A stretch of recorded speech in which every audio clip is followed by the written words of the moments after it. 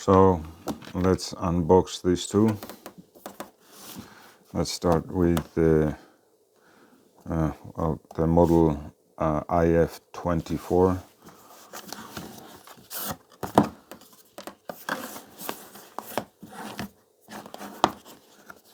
This is on magnets. Pretty nice box.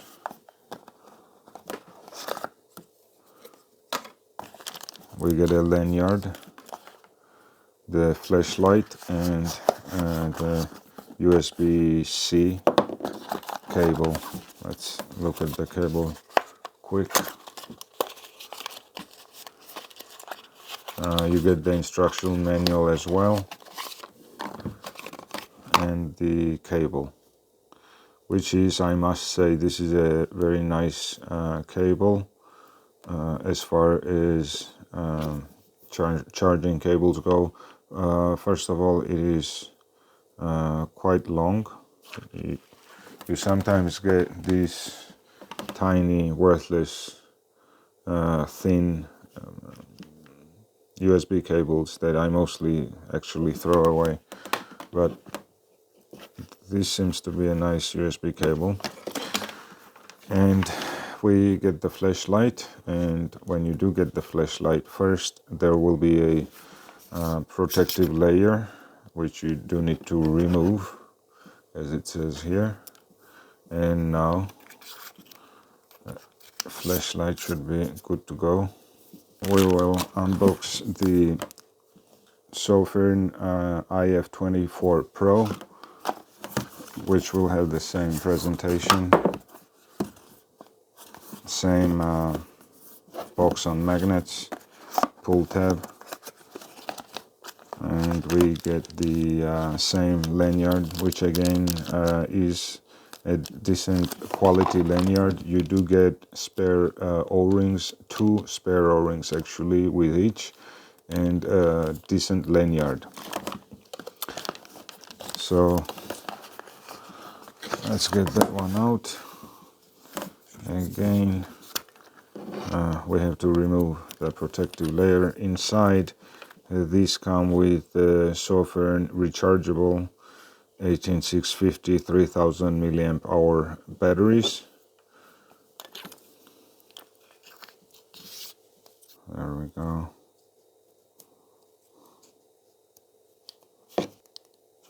That's your main light. Oh, that's a mean strobe.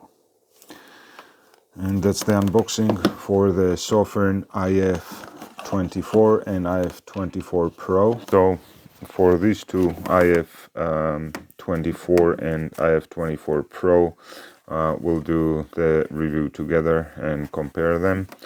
Let me quickly go through the hardware first, and then I'll go through the numbers. So they are identical, the cases are identical, some sort of metal, and the only difference on the hardware that I found, aside from the LEDs on the main lights, is that on the 24 version, the regular, this seems to align the lanyard pinhole, seems to align right in the middle, which is fine and good. And this screws down very tight, a nice rubber O-ring in there to provide the waterproofness. We see an O-ring there, a very strong spring.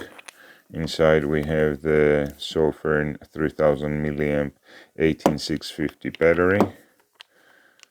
Obviously I've already taken out the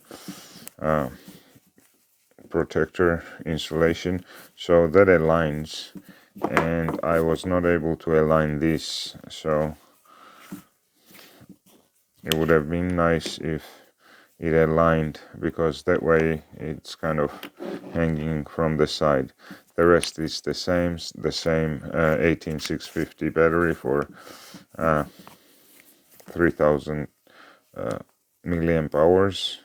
So then on here we have a very strong non-reversible but a very strong clip that comes down half the way.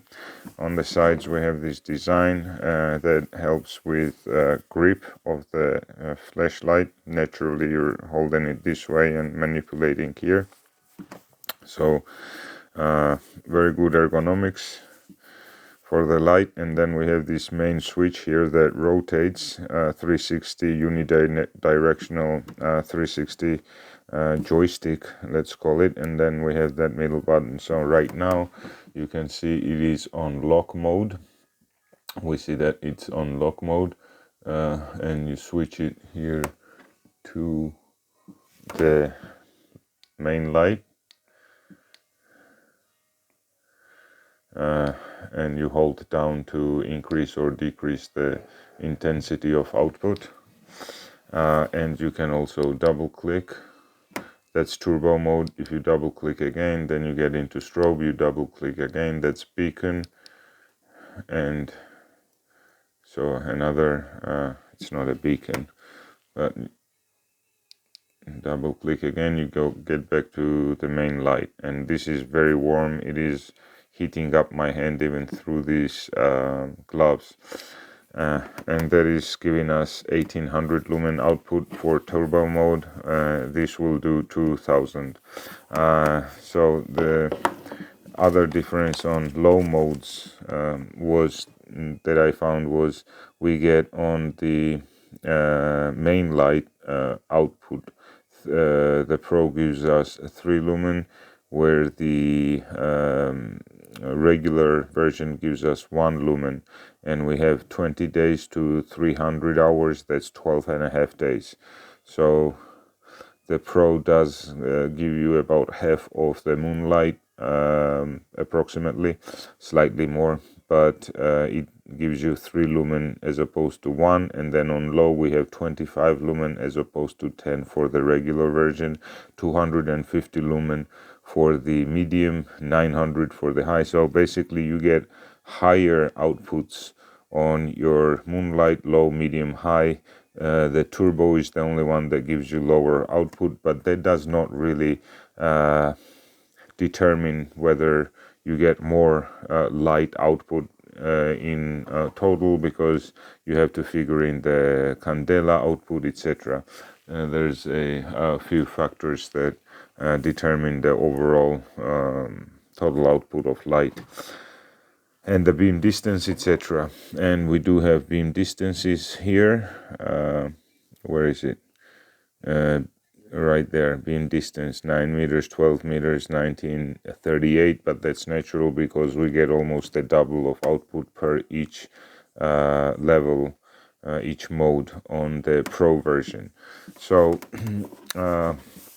long story short, on paper this seems to be more practical, whereas in total the 24 does give you the higher by 200 lumen output. And we will now see the performance outside, but for the main lights, but I know also the side lights, but inside, to go through the functions really quick. And these do have the same side lights and functionality.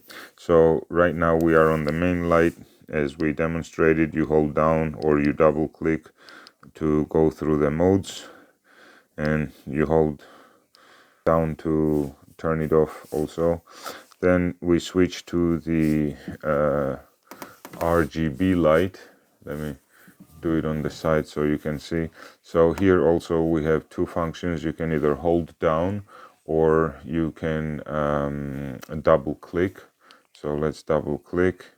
It changes like so. Double click again, we get the emergency or police light.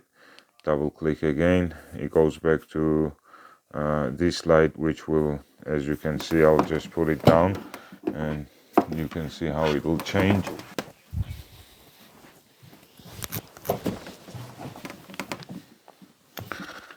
And we can also hold down. So if we do that, it will change or go through the RGB colors automatically.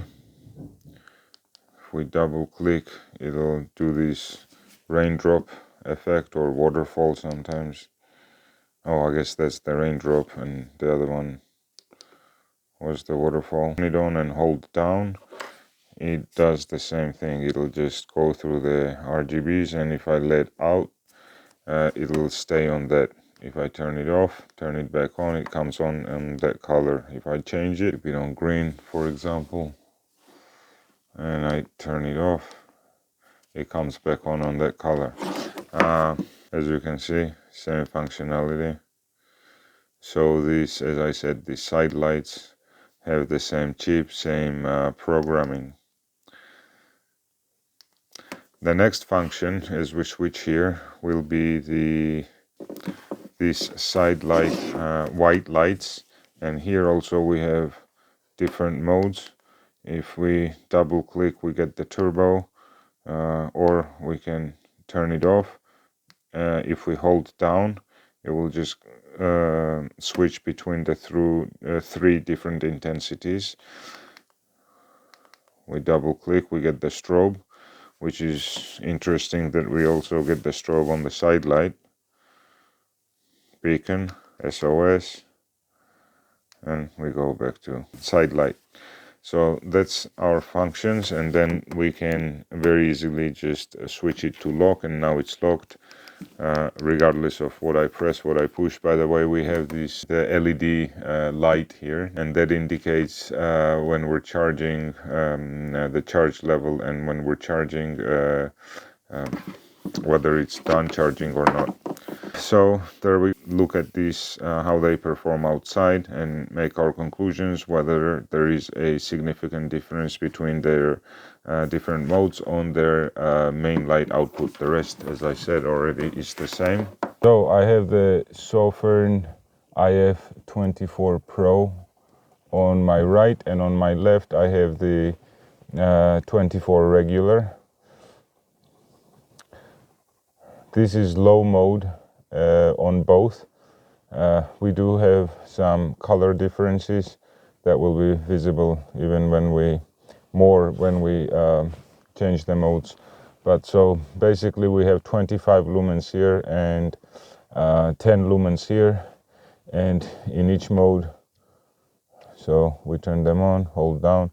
Now that is medium, and the right one, the Pro, should be putting out double the lumen. I have placed some water bottles over there, some 5-gallon jars, two of them, one at 50 yards and the other one at 100 yards. So now we can easily see with the left one, with the 24 Pro, we barely see the water jug, the white one, but with this one putting out almost double the lumen, we're seeing it quite well. So let's switch to high. So on the 24 regular, we are seeing the farther up, so 100 yards up, we can still see, but we see much better with the warmer and double the lumen of the Pro version. This should be giving us 700 lumen.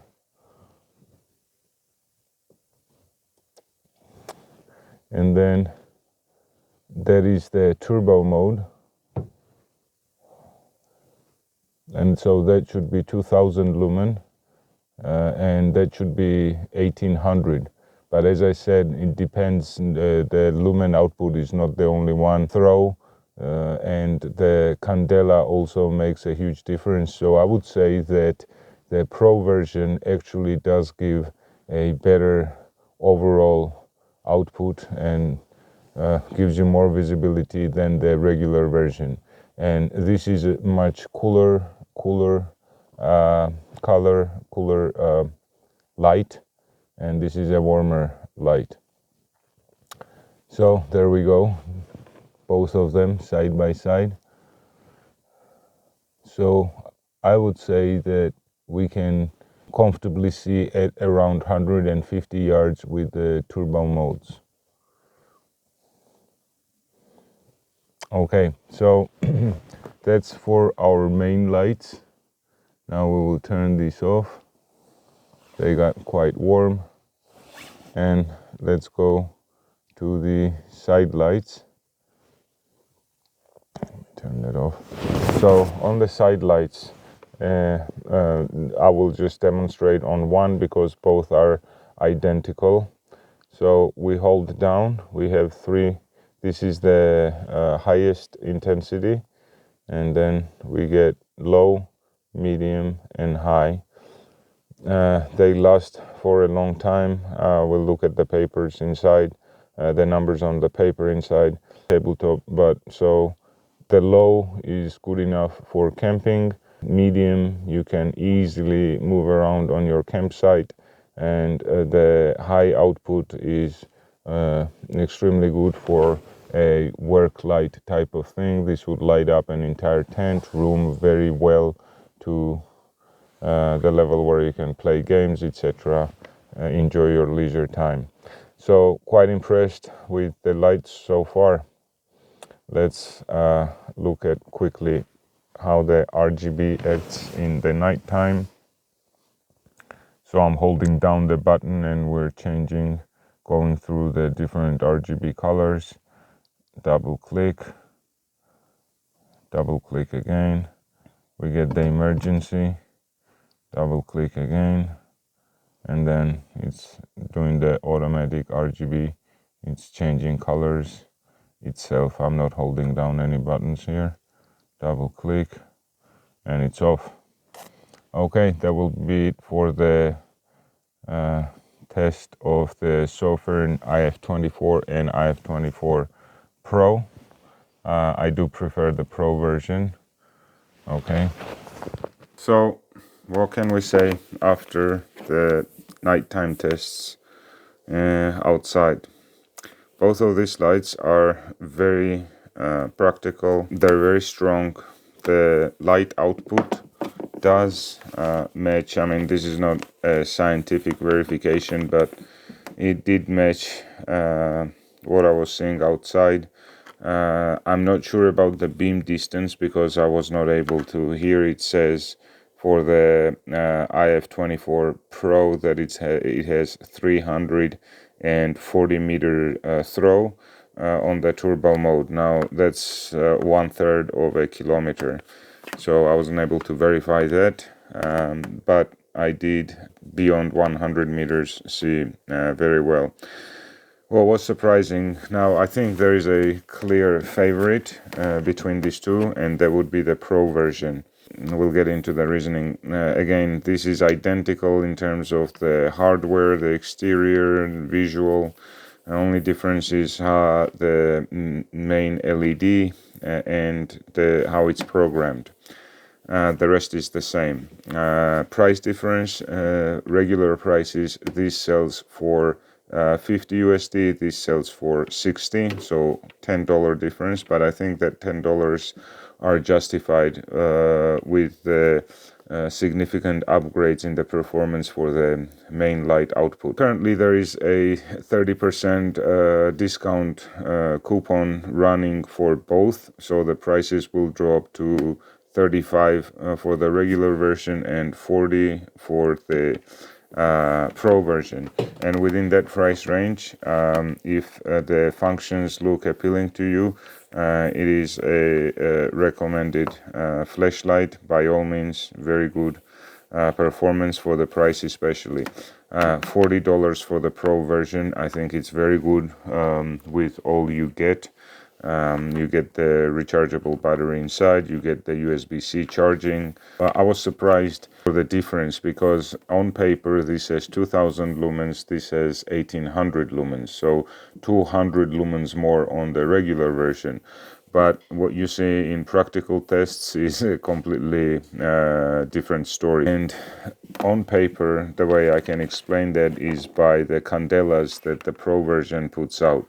If we look here, Pro mode gives us 28,975 candelas. So almost 29,000 candelas on turbo mode at 1800 lumens, whereas the regular version only gives out 5,800, so almost 16, about half of the Pro version. about half. So again, we have 200 lumens more on the regular version, even though the candelas are double for the Pro version. And that's basically why I would choose this, the Pro version, but I can recommend both without issue. There's just a slight price difference, and I would add that price and go with the Pro version. Sofirn impressed me. It seems to be a good brand. They have plenty of other flashlights that I'm interested in. Now these have the max of 2000 or 1800 lumens. They have a version called IF24 Pro, and that gives out 5000 lumens. I believe it's a bigger size factor and 21700 battery, but I do want to get my hands on that and also test and compare how these two compare to the 5000 lumen variant of the flashlight. Both are very good. I will be keeping the Pro version for family, for the household.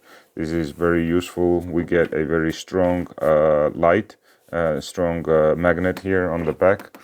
So I can see this used in all kinds of scenarios. It would be a perfect light for camping as well. The clip is set up, it's a very strong clip, and it is set up, it's not rotatable, it's a fixed position. It is set up so that if you put it in your pocket or on your belt, you get the floodlight illuminating in front of you. So that's very practical and useful. We do have a lanyard hole. Is there any cons on the lights?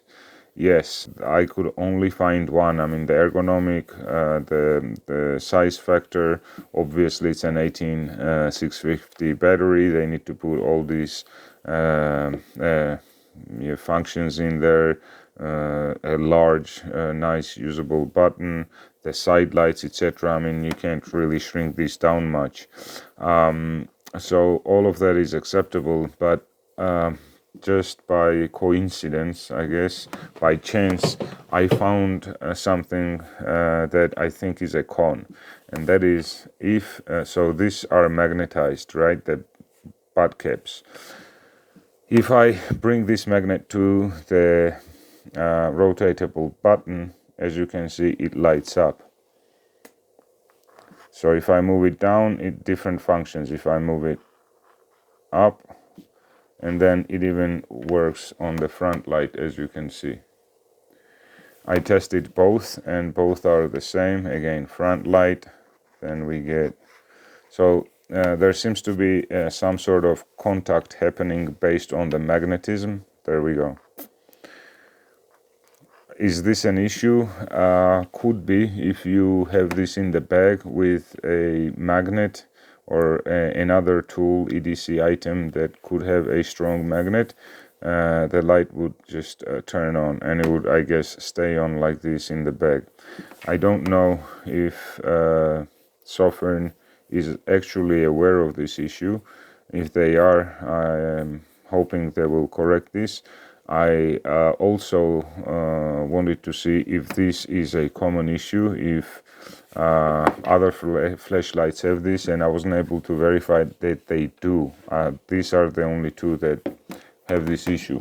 I have another flashlight that I'm getting ready to review. This is also Sofirn SP31 version 3, a cool tactical flashlight. Here, if we turn on, the way this operates, you turn that switch on. So now let's see if anything changes here. It has two buttons for operation. One, so you turn it on here, and then you change the modes here. So it should, something should happen when I'm moving this around, but nothing happens. So even a Sofirn flashlight, their own, doesn't have that issue. It's let's look at another flashlight. Here we have the all-light arc flex. If we magnetize by the button, nothing's happening anywhere. No, so no issues there. Let's look at another all-light Arcfeld Pro. So that is on the main light right now. Nothing is happening. Another flashlight, HD01 by Workhorse. Nothing is happening. So, long story short, it's something with how these switches are set up. They have no issues, absolutely. The lock function is working, but so it doesn't turn on or off without that magnet interfering. But when it does, this is what we get, right? So that's the only con that I found with these flashlights. Is that a deal breaker? Not for me necessarily, but I would like to see this improved in the next versions. Do I recommend the lights? I do, but I would go with the Pro version, obviously, due to its much improved output on the main light. Thank you very much. Please do give this video a like, subscribe, and stay tuned for more content.